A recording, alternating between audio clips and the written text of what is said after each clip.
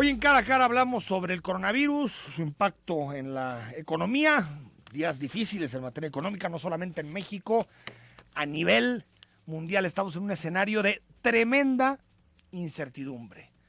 Y sabemos que la incertidumbre mata a los mercados, la incertidumbre paraliza a los inversionistas, paraliza a los consumidores. Y bueno, es imposible que México se retrotraiga de las condiciones que se viven a nivel mundial frente al coronavirus, que están pues poniendo contra las cuerdas a los gobiernos europeos, que sigue siendo muy fuerte en Asia, que ya empieza a expandirse por América, por Estados Unidos, ya son 12 casos en México, algunos países de América Latina también ya empiezan a registrar sus primeros positivos. Yo creo que de aquí a agosto, septiembre va a ser difícil que las cuestiones económicas cambien. Vamos a hablar con Ignacio Román sobre el tema.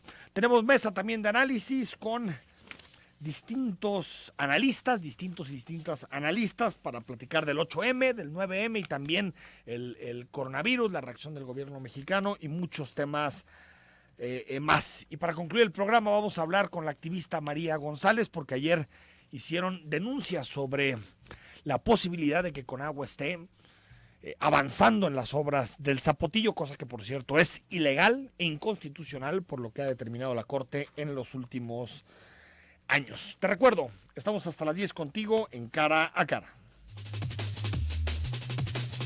En esta mesa dialogan todas las ideas, se genera la noticia y se dicen las cosas. Cara a Cara, la información clara y precisa en voz de sus protagonistas. Cara a Cara, con Enrique Tusain.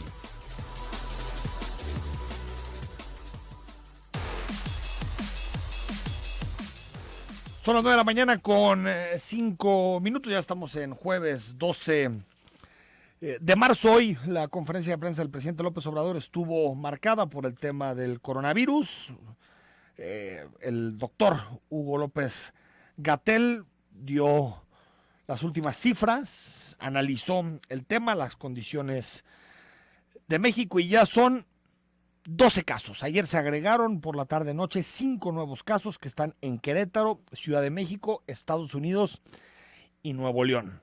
Ninguno de los 12 casos es autóctono. Esto quiere decir que ninguno de los 12 casos se generó en territorio mexicano. Todos tienen que ver con personas que viajaron o a los Estados Unidos o a España o a Italia. Esto dijo el doctor Hugo López Gatell de los nuevos casos de coronavirus. Destacamos, en Estados Unidos existe transmisión comunitaria. Como ya dijimos, transmisión comunitaria es que no solamente las personas que adquirieron el virus fuera son casos, sino también los contagios que inicialmente ocurren. Y esta transmisión comunitaria es importante considerarla también en proporción de la población. Lo enfatizamos porque sin minimizar la importancia de esta epidemia, que quede muy claro, sin minimizar la importancia de la epidemia, a veces los números nos llevan a pensar que cuando un país tiene casos, ya es todo el país. Y la realidad epidemiológica es que no. A ver, y los nuevos casos, decíamos, son en Querétaro, Ciudad de México, Estado de México y Nuevo León. México no está en esa condición. México está en el escenario 1, donde tenemos una decena y media de casos importados, y ahorita estamos aplicando las medidas de contención que acaba de caracterizar el doctor Gabastú y que hemos dicho diariamente aquí, que consisten en la detección temprana de los casos, su confirmación diagnóstica, el aislamiento y el estudio de todos sus contactos para interrumpir las cadenas de transmisión. ¿Qué hacemos, de acuerdo al doctor Hugo López Gatell, para cuidarnos? Las medidas son de sentido común. Lavarse las manos continuamente con agua y jabón o utilizando alcohol gel de 70% o más. Segundo, respetar el estornudo de etiqueta. Ya dijimos, el famoso achú en el ángulo del brazo, para evitar que en la mano transmitamos las secreciones respiratorias con el virus. Y tercero, si se está enfermo, quedarse en casa. Quedarse en casa, ayudar a la comunidad, a la familia, a los vecinos, a las colegas del trabajo, a que no se contagien. Agregó el doctor Hugo López Gatell que en este momento, en las condiciones actuales, con los 12 casos registrados, no hay posibilidad de restricción de viajes aéreos, terrestres y marítimos. Estas medidas no tienen un fundamento científico sólido. En toda la historia de las epidemias no hay demostración científica alguna de que estas medidas extremas pudieran ayudar a disminuir el riesgo de transmisión, y tampoco ayudan porque tienen gravísimas consecuencias económicas y sociales. Además, son contrarias al Reglamento Sanitario Internacional y su esencia. Bueno, esto es la explicación en general en términos sanitarios, 12 casos. Y también el presidente López Obrador habló de economía desde ayer. El jefe de gabinete, Alfonso Romo, adelantó algunas medidas que se pudieran tomar en materia económica. Y lo que dijo el presidente López Obrador es que están trabajando en una estrategia para que el país no se vea tan afectado. El mismo mercado se va a ajustar. Somos respetuosos del Banco de México, de la autonomía del Banco de México. Nada más opinar que desde nuestra perspectiva no debemos de intervenir para que artificialmente se fortalezca nuestra moneda, que sea el Banco de México el que decida y que tengamos confianza. Doctor Ignacio Román, académico del ITESO, economista, ¿cómo estás? Bien, Enrique, muy bien, muchas gracias. Oye, a ver, estamos frente a una situación compleja, como muestran las bolsas de pánico. En términos económicos, ¿frente a qué situación estamos, Ignacio? Bueno, yo vería tres impactos ahí muy fuertes directamente de la expansión del coronavirus. Primero, a nivel de tránsito de personas. Y cuando estoy hablando de tránsito no me refiero solamente a los viajes intercontinentales, sino inclusive al desplazamiento local en las grandes ciudades. Es decir, el hecho de que ya sea tan difícil en los países altamente desarrollados, en China, básicamente Europa Occidental, vaya hasta tomar el metro, Claro. Implica un problema de retención de la población en su lugar de trabajo, lo cual evidentemente detiene los procesos de producción, la prestación de los servicios, el empleo, los ingresos, y con ello, bueno, es un impacto económico brutal. Un segundo punto básico es sobre el tránsito de mercancías. Claro. Es decir, lo que está ocurriendo ahorita es una ruptura masiva de cadenas de producción. El hecho de que no se puedan tener los insumos o los productos chinos para fabricar otras cosas en otros lugares del mundo, o en el caso de Europa, que es otro de los grandes productores manufactureros especializados a nivel global, implica evidentemente una afectación mayor. Y el tercero, a nivel evidentemente financiero. Si lo anterior implica una reducción en las posibilidades de rentabilidad de las empresas, entonces lo que estamos haciendo es generar una salida finalmente de fondos, de recursos de los mercados financieros y por lo tanto enormes caídas en las bolsas de valores. Todo esto a su vez tiene grandes repercusiones en el mercado monetario. En otras palabras, quienes sacan el dinero de la bolsa de valores, lo que hacen es refugiarse en los valores más seguros que puedan encontrar. En otras palabras, en el oro, en la plata, en el dólar, en el yen, y lo que provocamos es una devaluación escalada del tipo de cambio, finalmente, ¿no?, de buena parte de las monedas del mundo, sobre todo las provenientes de los países menos desarrollados o de las economías emergentes. Por eso estamos teniendo ya 22 pesos por dólar, Sí. Por eso llevamos días de caídas enormes en la bolsa de valores y por eso también estamos en esta incertidumbre internacional. ¿Y esto cuándo se detiene, doctor? Hasta que de alguna forma los mercados empiecen a tener certidumbre sobre la forma en que se va a enfrentar el coronavirus, de que se puede detener. ¿Cuándo se detiene esta dinámica? Estamos a la expectativa justamente del coronavirus. Estamos teniendo situaciones muy distintas a nivel internacional. Por un lado, en China estamos teniendo procesos de control creciente, bastante eficiente, tanto en China como en Corea. Sí. Y ahora el momento de expansión más brutal está en Europa, ¿no? El de Europa. Y después, muy probablemente y desgraciadamente, nos toque de manera más directa en el continente americano. Ya en Estados Unidos el crecimiento del día de ayer al de hoy es brutal y esto tendrá enormes repercusiones sobre América. O sea, en México va a pasar en eso. México, evidente. Va a haber un momento en el que los casos van a multiplicarse. va a pegar en México. Es natural, va a pegar en ¿no, Jalisco, doctor? va a pegar en Guadalajara, Sí. y tenemos que prepararnos para ello.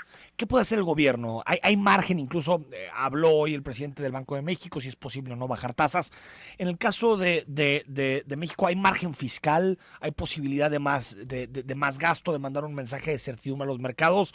¿O ya son temas, digamos, que difícilmente el gobierno mexicano puede mandar un mensaje? Me parece que lo fundamental en este momento es establecer un protocolo de seguridad sobre la salud de la población. Sí. Y el poder garantizar en la mayor medida los servicios esenciales en el mediano plazo y generar planes en todas las unidades económicas, tanto públicas como privadas, de protocolos para poder mantener la mayor parte de las actividades, aun cuando haya una reducción fuerte del desplazamiento de la población. Eso me parece que sería lo urgente. Pero sí necesitas un plan de gasto, ¿no, doctor? Evidentemente, ahora en el caso de México se tienen niveles de déficit público bajos, muy bajos, lo cual es un elemento positivo. O sea, si hay margen en el presupuesto. Entonces puede haber un margen, pero también es a costa de problemas de deuda y a costa de sacrificar posiblemente otro tipo de obras. Bueno, pero tienes niveles de deuda manejables, ¿no? En el mediano plazo, pero en el corto plazo sí hay un margen de acción. Sí, hay un margen de acción. Doctor Ignacio Román, un abrazo, como siempre, gracias. Igual, lo mejor. Por las claves. Ya. Doctor Ignacio Román es economista. Estamos frente a un escenario difícil de leer. Es como si todos los elementos económicos, todas las malas noticias que pudieran existir, es como si se confabularan para estallar en el mismo momento. Es cierto que la economía mexicana llega en un momento de debilidad, 0% de crecimiento. Es cierto también que el tipo de cambio está en niveles altos, 22 pesos por dólar, pero son tanto el tipo de cambio como las bolsas, son dos indicadores, son dos espacios de la actividad económica que en la medida en que veamos mayor certidumbre en términos del combate al coronavirus, pues son, digamos, movimientos pendulares que en cualquier momento se pueden empezar a corregir. El tipo de cambio llega a esos niveles porque lo que hacen muchos inversionistas es refugiarse en el dólar, que es la moneda global, que frente a incertidumbres de los mercados, pues lo que hacen es refugiarse en las monedas más sólidas. Por lo tanto, si vemos que en Europa se empieza a controlar el coronavirus, si vemos que en América el impacto no es tan fuerte, podríamos empezar a visualizar tendencias más estables tanto en la bolsa como en el tipo de cambio. Donde es importante que el gobierno mexicano ponga atención en los gobiernos de los estados es en estar preparados porque ahora sí que estamos viendo lo que sucede en Europa con países como Italia que están totalmente aislados, que tuvieron que llegar a esas medidas. Nosotros tenemos algo de tiempo para podernos preparar y que el impacto sea menor. Creo que al final la salud está por delante de cualquier otro tipo de consideración. 9 de la mañana con 17 minutos al corte. Hablamos sobre el 8M, el 9M, por supuesto también esto que está sucediendo el coronavirus, las bolsas, el lunes negro, tendremos mesa de análisis y más adelante hablamos sobre el Zapotillo. Este proyecto, tantos años hablando del Zapotillo. Vamos a hablar con la activista del Comité de Salvemos Temaca, con María González. Al corte, recuerda que el WhatsApp es el 3318 8076 41. Mantengámonos cerca. Línea WhatsApp 33 18 80 76 41. 91.5 de FM, zona 3. Minutos.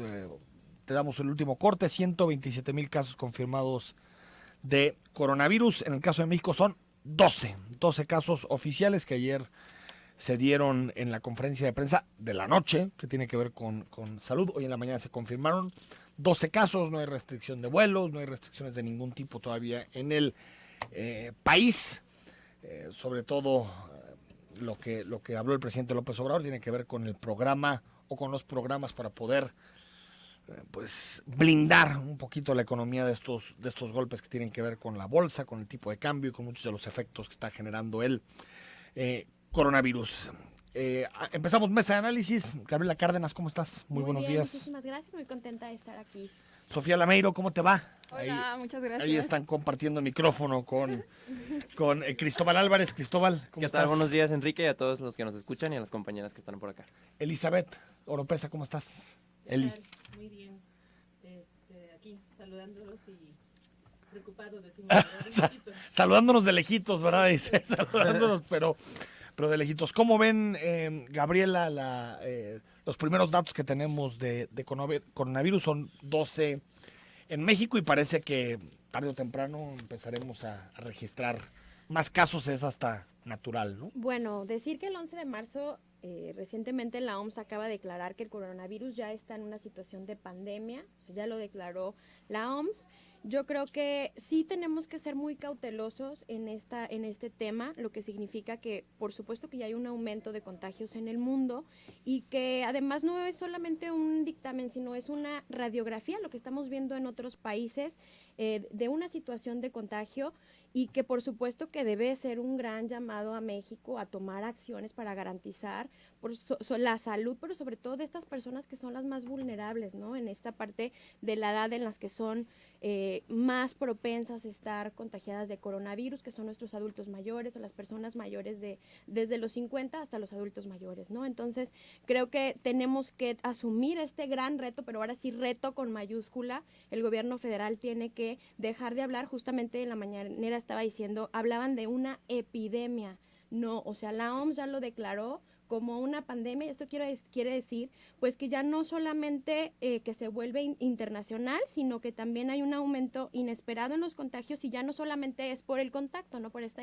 está en el aire. Conexión, ya está en el aire, y que ya aparece de forma inesperada. Entonces ya no podemos estar teniendo estas medidas tan relajadas, o más bien pues una estrategia nula en esta materia. Ya lo veíamos en algunos otros programas, pues que el reto que también estamos enfrentando en México es ante este sistema de salud tan precario que tenemos, ¿no? Que estamos trabajando para que podamos fortalecerlo, pero que hoy en día pues nos llama más que nunca a la coordinación institucional, a trabajar en equipo todos los gobiernos y por supuesto a tomar medidas que generen la prevención de estos contagios, ¿no? Eli, ¿cómo ves? Yo creo que tomar medidas, pero sin alarmas, ¿no? Porque después el alarmismo nos pone en el miedo. Y tomamos medidas racionales cuando tenemos miedo, ¿no? Sí, claro. Justamente en este sentido, coincido. Debemos estar tomando las precauciones debidas. Ya lo hemos, se ha dicho, lo hemos escuchado. La semana pasada incluso vimos que hubo un aumento en la compra de cubrebocas y después pues nos salen a decir, no, pues la verdad es que no sirve, no funciona.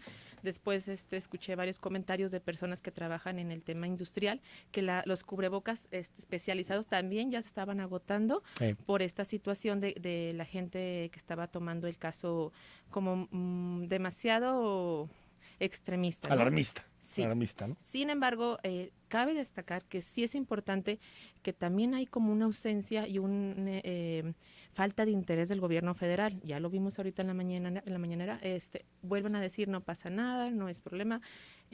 Incluso venía escuchando hace ratito el comentario del representante de la OMS aquí en México, que decía, lo importante es que la gente esté informada, porque la gente informada entonces no va a caer en un tema de alarmismo y entonces va a proteger. Esa es la parte que tendríamos que estar reforzando, pero aún así el gobierno tiene que actuar y tomar precauciones. Ayer, por ejemplo, estaba en una reunión en la que de repente a una amiga se le llegó la notificación de la cancelación de su vuelo. Sí. Entonces ya no se voy a poder, y entonces manda el correo. Pero bueno, ¿qué está también pasando? Y que tendremos que hacerle un llamado exigiéndole al gobierno federal que atienda. Al cancelarse los vuelos en Estados Unidos, se está viendo la posibilidad de que México sea la parte de entrada. Entonces, de los vuelos de Europa. Exactamente. Entonces, ¿qué va a pasar si el gobierno federal está diciendo que no pasa nada, que todo esté tranquilo? Incluso no hay ya un análisis y sobre todo una estrategia de pedirle a la gente qué hacer. O sea, sí está el tema de prevención, pero en dado caso, qué hacer no existe. Yo voy a hacer en la mañana un mensaje de una institución federal en la que se invitaba a que si tenías estos síntomas, no acudieras a las instancias de salud. Decía, quédate en tu casa, aislado. O sea, ¿cómo? No, pero mejor llama. Es que eso es un protocolo mundial, que es porque si sales tienes posibilidad de infectar a muchas personas. Sí. Es un protocolo mundial. Sí, para que te hagan la prueba en tu casa y por lo tanto... Y sobre todo, por ejemplo, en Italia el gran problema que hubo es que muchas personas fueron a los hospitales e infectaron a las personas que Sofía, a ver, en general yo veo desde el primer día una información clara sobre el tema, digo. Sí, porque es un tema mundial. No, pero también alarmar con 12 casos a mí no me parecería que sería lo más adecuado. Ha habido una responsabilidad muy buena del gobierno federal desde hace 3 meses, se informa todos los días. El doctor Hugo López-Gatell, de hecho estaban las conferencias a las 10 de la noche, después las cambiaron a las 7 para que los periodistas tuvieran más tiempo. Sí, estuvo muy bien. Yo creo que también hay que hacer un llamado a los medios a que se replique esta información. Obviamente no todo corresponde al gobierno federal, hay que hacer un trabajo en conjunto, y creo que sí hay una responsabilidad de todos, ¿no? Tanto de nosotros de estar informados, es súper importante que no nos dejemos llevar por las fake news.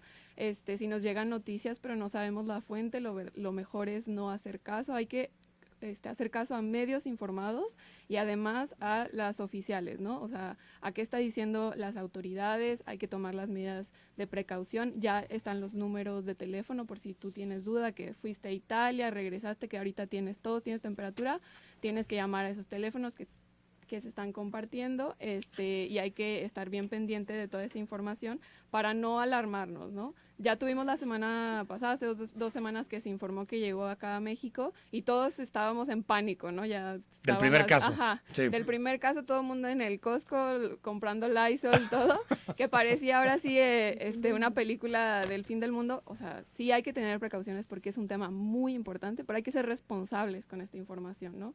Creo que también es importante que de todos los espacios no caigamos en que esto es un tema político, no, es un tema de interés de todos y no hay que polemizarlo porque pues caemos en crear alarmismos y poder perjudicar más el tema en temas de prevención y de atención. Y que hablen los técnicos, ¿no? Sí, en estos temas que hablen los técnicos, que nos digan que se tiene que hacer. Estoy completamente de acuerdo. O sea, ¿qué puedo aportar yo en esto más que decir? Sintonícenle a las 7 de la noche en la conferencia de prensa que está el doctor Hugo López-Gatell. El día de ayer también estuvo el corresponsal de la OMS. Entonces, creo que sí es muy importante atender eso. No nos toca ahorita pelearnos de nada más que de dar Aparte, el doctor López-Gatell le tocó también aquella del H1N1, ¿no? O sea, tal vez es el vaso comunicante entre el calderonismo y la 4T, ¿no? Otro. Cristóbal. Bueno, no, a mí sí me gustaría como matizar un poco, es decir, sí hay que reconocer como el trabajo que ha hecho el gobierno federal. De hecho, hoy en la mañanera estaba un representante de me parece la Organización Panamericana de la Salud, reconociendo el trabajo que ha hecho el gobierno federal como para implementar los protocolos de detección de los casos. Esa parte a mí me parece que es muy importante, pero ¿cómo le hacemos para comunicarle a la población la gravedad y la magnitud de esta crisis? Me parece que ahí sí ha habido un fallo. Hay que, por ejemplo, detectar las diferencias, por ejemplo, entre el discurso que dijo Angela Merkel. Del 70%. El 70% de los alemanes está en riesgo de contraer esta enfermedad. Eso me dio irresponsable esa, ¿eh? Fíjate que a mí no me parece irresponsable porque sucede que los alemanes no se estaban tomando con la seriedad necesaria esta crisis. Eso tal vez. Entonces, lo que tampoco. llama a esto es a decir, a ver, esto es una crisis seria y si no nos protegemos, lo que va a pasar es que nuestro sistema de salud se va a sobrecargar y no tenemos la capacidad para proteger a 70% de las personas. Y la verdad es que, lo platicábamos en esta mesa, ¿no? Lo difícil que fue la implementación del INSABI deja ver las deficiencias del sistema de salud, las debilidades que tiene nuestro sistema de salud. En un escenario de contagios masivos en este país, nos va a ir muy mal. Y además también con la reciente experiencia del fallido, más bien de la fallida como control de la epidemia de dengue en Jalisco. Yo no sé cómo le vamos a hacer para enfrentar esta crisis si llega a una magnitud como la que se previniendo, espera. ¿no? Exacto. A ver, yo lo que me preocupa, Gabriela, Cristóbal, es que no vemos, por ejemplo, yo sigo sin ver gel antibacterial en la mayoría de los edificios. Claro. No veo tampoco que sucedió con el H1N1 información. Pegadas información donde diga lávate las manos así, a través de este tipo de... Que hoy lo vimos, por ejemplo, en la mañanera, pero como que socialmente estamos relajados en torno a este tema, ¿no? Que lo veíamos muy lejano, ¿no? Es como está China. pasando acá en China, pues sí, claro. Son los viejitos. Son los viejitos, pues cuántos habitantes tiene China y no veíamos la magnitud del problema. Es decir, hasta que no lo tienes cerca, ¿no? Incluso hoy en día dices, hay 12 posibles sospechosos casos en México. Ah, pues quién sabe. Eso No, 12 ya confirmados, ¿eh? Ya esos ya confirmados. Pero finalmente la gente lo sigue minimizando. Es hacer un llamado a la ciudadanía justamente a que atienda la información. Por ejemplo, nosotros tenemos en el municipio el hospitalito, que tanto aquí... Ya no hay que saludarnos. Este, También eso es ni modo. Ya tenemos ¿no? el O con el pie. ¿no? No. O con el codo, ¿no? Tenemos en el hospitalito ya pues un protocolo, un mecanismo que se activa en caso de tener posibles casos de contagio. Está un número al que pueden llamar, que me queda claro que todo está en la misma ruta, y que de aquí los que sean confirmados al hacerse la prueba, pues pasarán a Soquipan y a al sistema de salud del estado de Jalisco, ¿no? Que tengamos todos medidas de prevención, mucha vitamina C, lavarse las manos, gel antibacterial, y bueno, en las oficinas públicas ya estamos implementando todo este tipo de cosas, ¿no? Geles antibacteriales, pues mucho jabón y papel que tiene que haber siempre en todos lados. Elizabeth, y decir que no hay vacuna ni tratamiento. No, claro, no existe. Porque, chécalo, en Amazon y eso, que hay gente engañando con este tipo de cosas, ¿eh? No, pues... No, bueno, leía también una nota que decía que no habían encontrado al paciente cero, ¿no? Que eso también es importante. Bueno, en México no existe paciente cero. Bueno. Porque es que los 12 casos son de gente que vienen, son 7 de Italia y 5 que vienen o de España o de Estados Unidos. Exactamente. ¿No? O sea, todavía no hay ningún caso autóctono, si se puede decir, que se haya generado aquí en México. Sobre el tema de lo que mencionas de la vacuna, es decir, todavía no tenemos la información suficiente para saber cómo hay que atender esta crisis mundial. Los especialistas están todavía intentando entender cómo se contagia, cómo se puede curar. Entonces, yo creo que recuperando también como la postura que planteaba Merkel, ¿no? Es decir, si no sobrepoblamos nuestro sistema de salud, nos da tiempo, nos genera las más posibilidades de encontrar la vacuna antes de que se vuelva algo muy complejo. Entonces, también es un asunto de procurar que lleguemos antes de que la situación se vuelva catastrófica a la vacuna. ¿Y cuánto va a costar la vacuna? Si cuesta 6,000 pesos ahorita el tratamiento por coronavirus, ¿cuánto va a costar? Vamos al corte, regresamos con tu opinión, Sofía, y también hablamos sobre el 8M y el paro de mujeres del 9M. Trabajar para mantenerte informado es nuestra pasión. Zona 3. Información y música en equilibrio. 91.5 de FM.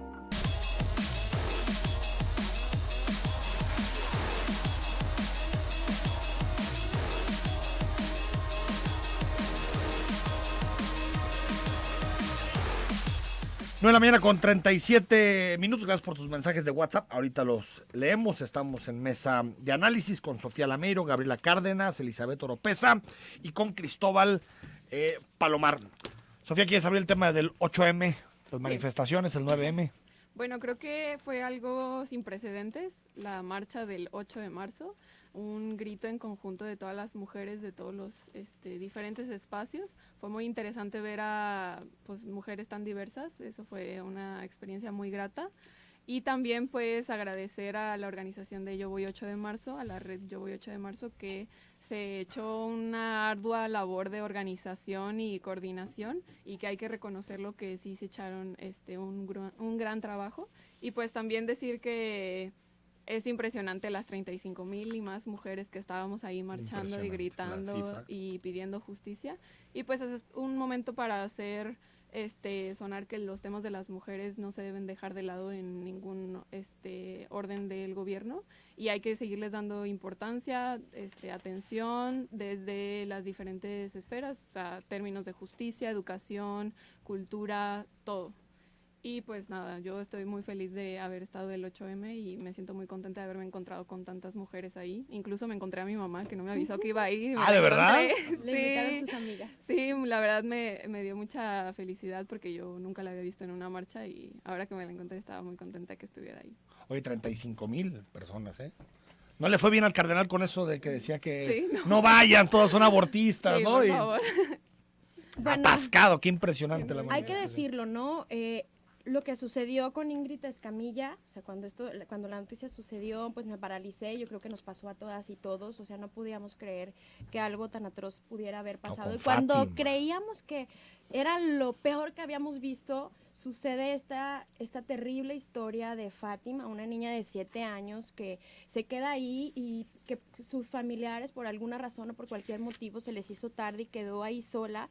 No solo la raptaron, la torturaron, la violaron, abusaron de ella hasta asesinarla.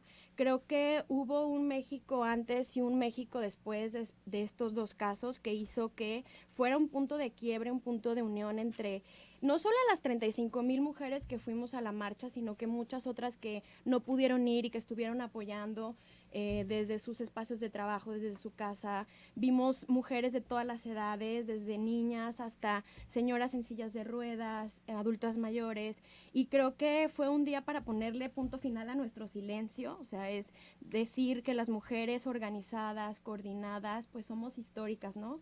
Marcamos un precedente, no solamente económico, social, cultural.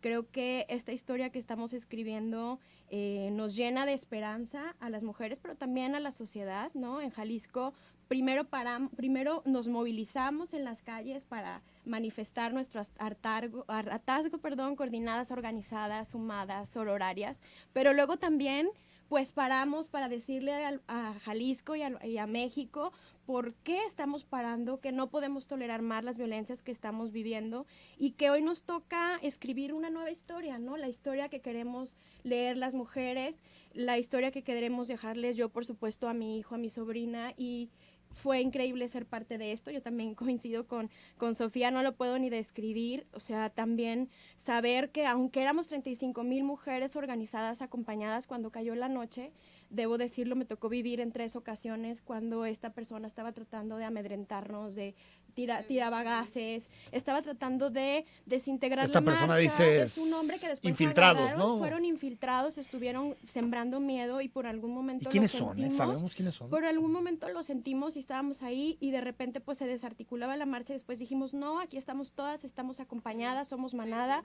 vamos, fuimos 3 veces, me tocó justamente en esa parte correr y empezaban a decir, es la policía, entonces yo les dije, no es la policía, porque yo acabo de ver la policía que estaba buscando articular, pues la marcha. Después de esto decimos... Oye, y la tontería de la Guardia Nacional, ¿eh? Estas policías sí nos representan, y agarraron a esta persona que estaba tratando de desarticular la marcha. Pues la policía estuvo muy bien, yo estoy de acuerdo. Las policías, Protección Civil, todas las personas se acompañaron, muy bien, muchísima organización. Elizabeth. Bueno, pues ya lo dijeron mis compañeras, me uno a ello. Fuimos también parte, personalmente y también desde el Partido de Acción Nacional. Hay que resaltar la importancia que tiene este movimiento, bueno, esta acción social, porque el movimiento como tal, que es el feminismo, bueno, ya tiene más de 100 años, y vemos que estas acciones sí están generando formas diferentes de articular, de ver la realidad. Estamos viendo nuestras nuevas realidades y hay que afrontarlas como tal, porque como ya lo menciono, durante 100 años ha venido cambiando el tema de feminismo. Sin embargo, nunca se había fortalecido tanto. Tenemos un tema muy terrible que es el tema de la violencia de género, pero también la violencia social. Personalmente, lo he dicho, esto es un tema que nos corresponde, es de unos y otros, hombres y mujeres, porque finalmente todos nos relacionamos. Mientras sigamos permitiendo desde los pequeños sectores, desde mi círculo personal, profesional, esa parte en la que yo como mujer me permito ser violentada y no señalo a quien lo está violentando en micromachismo o como sea, finalmente, mientras no actuemos con eso, entonces vamos a seguir fomentándolo. Creo que esta parte, yo discutía con unas personas la semana pasada, decían, es que no van a lograr nada, ¿qué va a pasar? Claro. Siempre se dice eso de las marchas, ¿no? Sí, siempre. Pero el problema es, sí, pero ¿qué va a pasar un día después? ¿Qué va a pasar después? Yo les decía, claro que los movimientos generan, todo genera las acciones. Bueno, leí rápidamente un análisis que hizo Jorge Rocha, que decía que habían hecho un estudio de cuáles habían sido las marchas más multitudinarias aquí en Jalisco. Sí, de las y que había sido la de después de aquí de los 90, ¿no? Después del 94, el Cardenal. Y las de la UDG que no son tan orgánicas. Tanto. Tan orgánicas. Le salió la bandera. Seguro ya me vieron. Porque lo estamos diciendo al aire. Pero bueno, ya nada más para cerrar la idea, porque esta es mucho más trascendental, porque son puras mujeres. porque fueron 35,000 mujeres organizadas, organizadas y que pidiendo salir. todas, a pesar de la ideología, del concepto, de lo que tengas, todas ahí unidas en un solo grito, era basta de la violencia. Y yo invito a que pensemos, ¿no? ¿Qué vamos a seguir actuando y qué es lo que va a venir después? Porque ya se quedó ahí, ya hicimos ya dejamos huella, pero ¿qué nos va a venir después? Cierra, Cristóbal. Tengo muy poco que decir sobre este tema. Creo que las compañeras son las que tienen que liderar este tipo de puntos y creo que no queda más que pues expresar mi admiración y mi respeto a esta lucha. Y lo que sí creo que puedo decir yo, desde mi perspectiva, es pues que los hombres nos toca también tener un rol importante en este proceso, y es cuestionarnos, ¿no? ¿Cuál es el rol que estamos jugando en nuestro trabajo? ¿Cuál es el rol que estamos jugando en nuestra familia, en nuestra casa? ¿Cómo nos paramos frente, por ejemplo, a la labor doméstica, a nuestras relaciones de pareja, sea una mujer o sea un hombre nuestra pareja, ¿no? Es decir, todas estas cosas están cruzadas por el machismo, por el sistema patriarcal. Nos toca pensar y nos toca acompañar y nos toca escuchar a las compañeras. Cristóbal, Sofía, Elizabeth, Gaby, gracias por haber estado con nosotros. Gracias. Al corte y hablamos sobre Temaca y Zapotillo. Escucha, siente, disfruta. Zona 3, información y música en equilibrio. 91.5 de FM. Días amarillos primavera. Llénate de estilo y disfruta. Dados de Temacapulín, Palmarejo y Acacico. Y bueno, este miércoles la organización, el Comité Salvemos Temaca, hizo denuncias en torno a los avances que hay de la obra, porque hay que recordar que hay distintas suspensiones para que la obra no supere los 80 metros, la cortina no supere los 80 metros. También hubo en su momento una propuesta del gobierno federal en agosto de 2019 para que existieran mesas, para que se discutiera en torno al futuro de este proyecto, y sin embargo lo que denuncian las organizaciones es que se están incumpliendo las declaraciones y los acuerdos que el presidente y el gobernador, los gobernadores, en este caso de Guanajuato y de Jalisco, colocaron sobre la mesa hace algunas semanas. Y quiero platicar precisamente de este tema para que nos dé algunos datos con María González, que es integrante del Comité Salvemos Temaca. María, ¿cómo estás? Hola, Enrique, buenos días. A ver, platícanos un poquito lo que dijeron ayer en la rueda de prensa y cuáles son sus preocupaciones. Mira, pues la rueda de prensa de ayer se hizo junto con afectados por la construcción de la presa Milpillas en Zacatecas. Este es un dato muy relevante porque ambos proyectos, tanto el Zapotillo como Milpillas, son dos presas para abastecimiento de agua, y son dos casos muy similares en sus patrones de imposición y de violación a los derechos humanos. También la conferencia se realizó en el marco de la celebración del Día Internacional en Defensa de los Ríos y contra la construcción de las presas, que es una celebración en todo el mundo. Entonces, es una ocasión fundamental para seguir remarcando que las presas pues son tecnología hidráulica obsoleta y que sus daños a nivel de México y del mundo pues son muy graves. Solo quiero dar dos datos para que la gente ubique lo nocivo de estos proyectos. En el mundo se han construido 47,000 grandes presas, y estas han represado o detenido el flujo de los ríos de más de la mitad de todo el planeta, desplazando más de 80 millones de personas, desalojándolas con desplazamientos forzosos. En el caso de México existen 4,200 proyectos de presas, han desplazado a 185,000 personas en todo el país, y esto, digamos, se enmarca en el caso de estos dos casos, que de llegar a construirse tanto presa Milpillas como presa El Zapotillo, pues estarían desalojando, desplazando de manera forzosa poblaciones campesinas en Jalisco y Zacatecas, y desde luego pues también inundando pues tierras fértiles muy importantes para la producción de alimentos en el país. Lo que ayer se denunció básicamente fueron tres puntos. El primero, una visita que las comunidades de Temacapulín, Acacico y Palmarejo solicitaron al gobierno federal para entrar directamente al sitio de construcción de la presa. Esto fue el 14 de febrero, y ahí lo que les había dicho el presidente en esa reunión que menciona del 12 de agosto del año pasado, era que él había autorizado presupuesto, pero ese presupuesto solo se debería usar para cuestiones de mantenimiento y obras de seguridad que permitan pues salvaguardar la seguridad de las comunidades aguas arriba, aguas abajo, de esa presa que ya tiene un avance de construcción. Lo que se encontró es que efectivamente se están realizando algunas obras de mantenimiento, pero muchas otras son obras accesorias de la presa, es decir, que más allá de cuestiones de seguridad o de mantenimiento, una presa lleva esas obras complementarias. Sí. Eso preocupa mucho porque, por ejemplo, hay una obra que se llama Vertedor y que ya está terminada a 80 metros, y es una obra muy, muy importante, complementaria de todo proyecto de presa, y se podría usar con el argumento de que la presa pues prácticamente ya está a 80 metros, ¿no? Y que ya se tendría o se podría operar.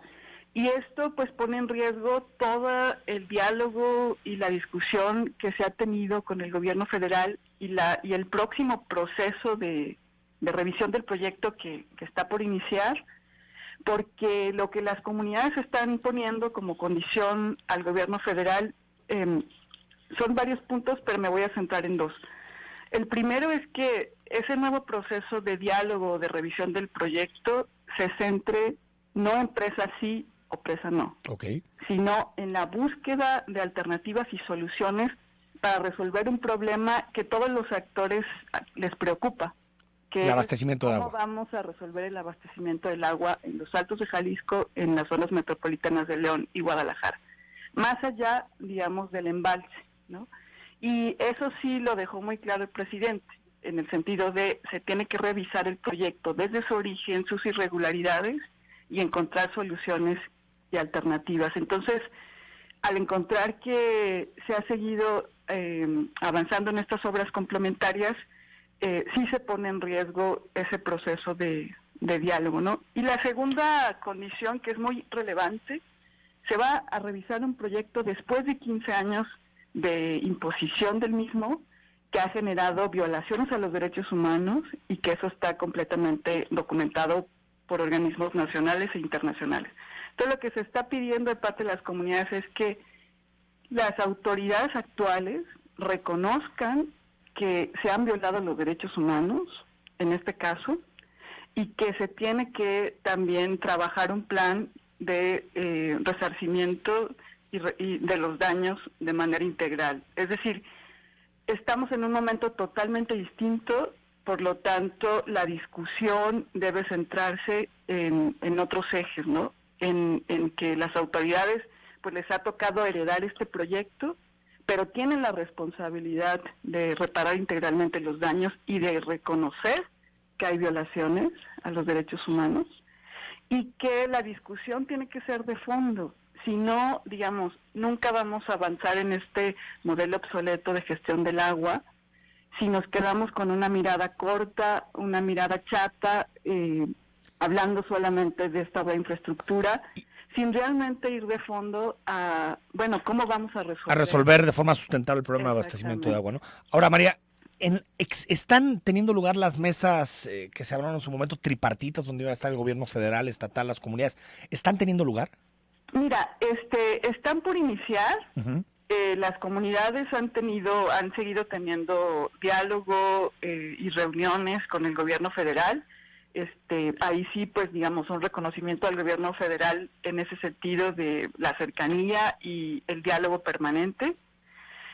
Lo que se está discutiendo ahorita son diferentes propuestas para esas mesas, y lo que ayer hicieron pública las comunidades justo son varias condiciones o puntos no negociables para las comunidades, ¿no? O sea, en ese proceso, ¿qué no es negociable o qué es irrenunciable para las comunidades? Las líneas rojas en el diálogo, ¿no? Y son varios puntos, pero yo básicamente me centro en el reconocimiento y la reparación integral de los derechos humanos, y en la discusión debe estar centrada en alternativas, en la gestión integral del agua y en cómo resolvemos en el largo plazo los problemas de abastecimiento de agua. Pero entonces, mientras está este acercamiento, esta nueva forma de entender la relación con las comunidades de parte del gobierno federal, María, las obras continúan y ya están en el 92% de avance. Mira, es decir, parece que el discurso y las acciones son distintas. Bueno, eso también ayer se pidió que, sobre todo, la Comisión Nacional del Agua aclarara cuáles son las obras que este nuevo gobierno federal desde 2019 a la fecha ha realizado.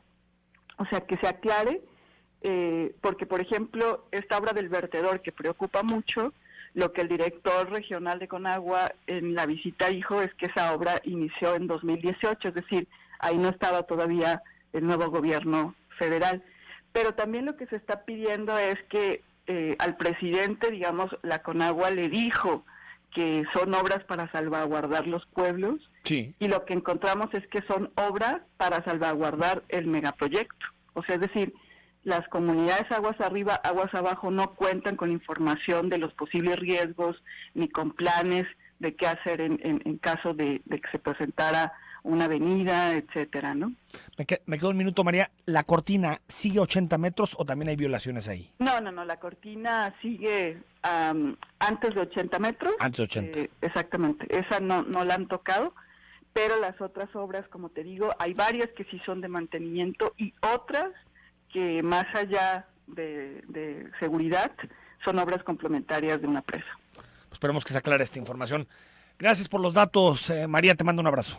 Igualmente, hasta luego. María González, parte del comité de las organizaciones que han seguido esta lucha por muchos años para evitar que se inunden 3 pueblos de nuestro estado y que se redefina, como nos platicaba, como comentaba con nosotros, el modelo de gestión de agua, porque sabemos que las presas es tal vez lo más sencillo, en términos, lo pongo siempre entre comillas, pero sabemos que no son sustentables de cara al futuro, que tienen un nivel de vida, que generan muchas afectaciones, que son fundamentales a la hora de entender el cambio climático. Por lo tanto, qué bueno que están estas mesas, pero uno no entiende ese doble discurso. Por un lado, abierto al diálogo, pero por otro, obras para terminar la presa del Zapotillo. Mañana ya va a ser viernes y en viernes tenemos mesa con periodistas para analizar los principales temas que nos deja esta semana. Soy Enrique Tucen y hasta mañana a las 9.